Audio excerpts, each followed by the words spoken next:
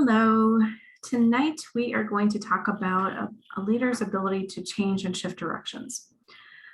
So imagine for a moment that you are leading a team or a project, or you have a recommendation and you go public with it. You talk about it, say how great it is, and then someone gives you some information about one of those things and you realize maybe you were wrong. But you've already gone public. Everybody already knows about it. Everybody is already associating you with whatever that is. And now you have to decide. Do you speak up and say something and maybe share the information that you've learned? Or do you continue down the path and hope that it will all work out? Unfortunately, many leaders go the second path. They are hoping that they can figure out something so that they don't have to go back on what they've already committed to. And I want you to know that it's okay to do that if you have to. If you have to make a change, it's actually better to talk about it as soon as possible as opposed to waiting until it's too late. Because you're going to get second guessed at that point, like, why didn't you say anything before now? But it's very common because leaders don't want to look bad. They don't want to feel ashamed that maybe they made the wrong decision. They don't want to go back on the commitment that they've already made. And maybe everybody already knows about it. And it's going to be hard to change directions. It happens all the time, especially with projects, because there's so many unknowns when you first go towards what the initial scope is and get buy-in and approval. There are things that you just cannot possibly know, and it's going to happen, but it's better to actually talk about it than to just keep it in and hope for the best. So that is one scenario where you are up presenting maybe a program or a project that you're doing. You are putting it out there for people to see, and you're committing to it in public, and you're going to get questions. And those questions are hopefully coming from a good place. They're hopefully going to give you some ideas of things you haven't considered. The key is to not get defensive, because one person can't know everything. And so I've always found it's good to get input from others to be able to make sure that you're doing your best, that you've covered all your bases, that you've included all the things that need to be included, and that people, at that point, if they're asking questions, they're invested in what you're trying to do. If they sit back and say nothing, that's probably not good. So welcome the questions. Don't get defensive about it. Don't take it personally. Look at it as a way that you can make what you're doing, your program or project, even better. And being willing to stand up there and have the courage to do that is really what a leader does. A leader is willing to say, I don't know everything. I don't have all the answers, and I really welcome your input. So that is one scenario where one of the leaders that I was working with was getting frustrated because they didn't want to be called out in public in front of the room saying they didn't have all the answers. I just want you to know nobody has all the answers. Nobody. It's kind of this perfection thing happening. And there's no way you can have all the answers. So just welcome the questions, take them into consideration. You may or may not do something with them, but at least you heard people, and it shows a lot of courage and that you are a leader who's willing to be open to conversations and to shifting directions if you need to. The second scenario is when you are trying to sell an idea. So let's say that you're trying to sell something to a group of people and you're not really sure if they're going to be open to it. My first recommendation is before you get in the room, go and meet with some of those people and get alignment before you go in the room so that you're not going in blind. You already have some allies helping you and supporting you. But if that's not possible, going into the room, understanding who it is you're presenting to. Who is your audience? Are they people who care about data? Do they care about just making a decision? Do they care about the plan that you're going to have or how the impacts are going to be affecting the people in the organization? Try to think about who your audience is, and don't present things in the way that you want to present them, which is very common. We don't think about it. We just, well, this makes sense for us, so I'm just going to present it that way without thinking about who the audience is and what do they need to hear. What's the message that they need to hear in order for you to be successful? because ultimately that's what it's all about, right? If you're not successful with whatever you're presenting, then it doesn't matter, right? If you do it in your style or not.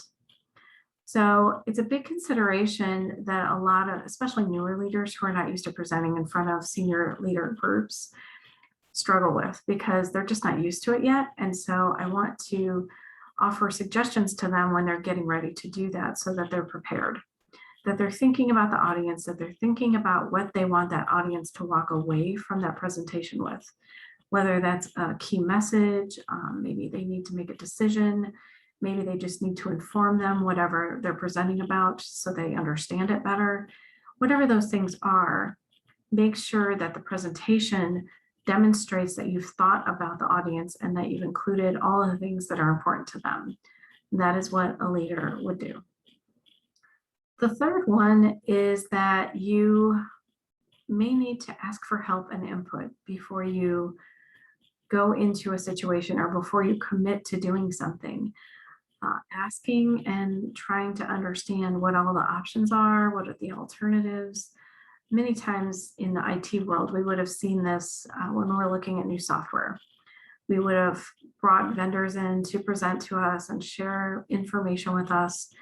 And we would have done our best due diligence to understand if that software was going to meet the need of our clients.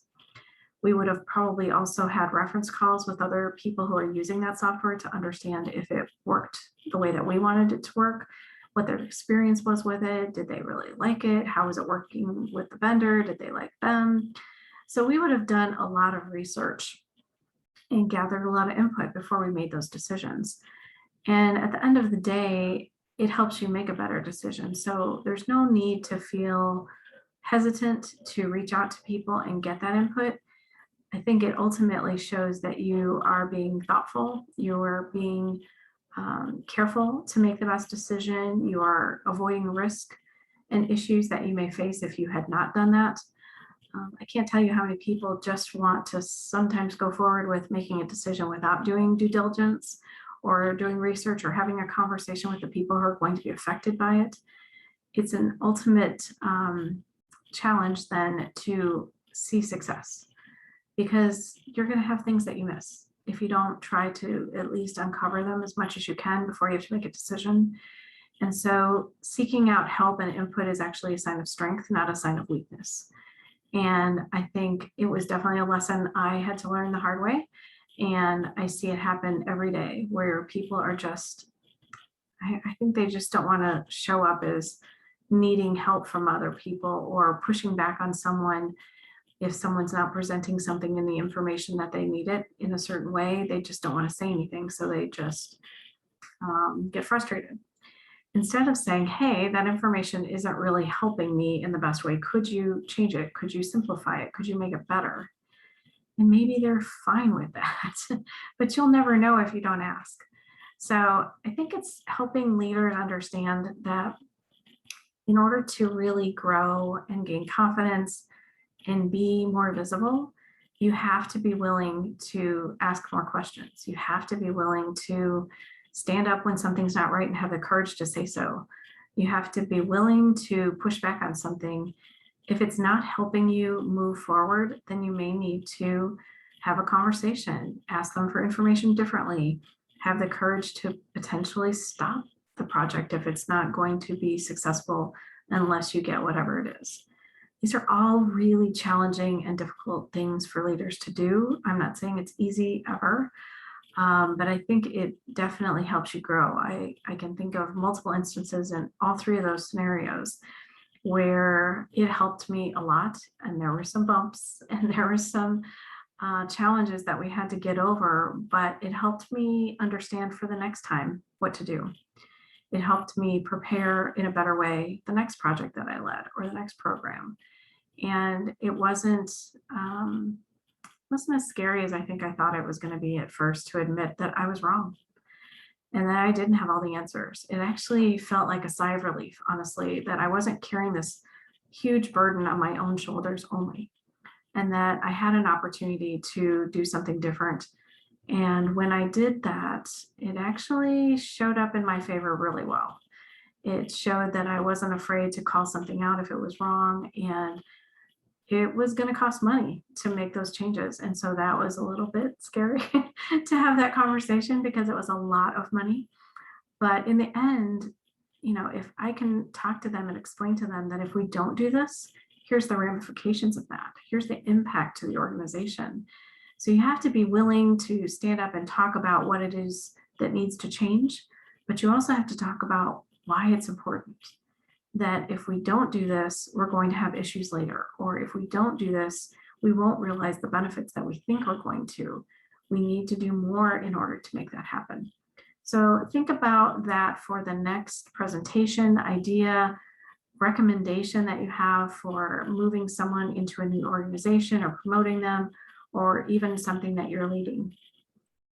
You have to think about both sides of the coin, so to speak, and what are the positives of going forward, what are the negatives of not going forward, and be able to speak to those depending on what kinds of conversations you're having. And if you can move in a different direction, if it makes sense to do that, don't be afraid to stand up and have the courage to do that, because that's what a leader will do. Have a great night.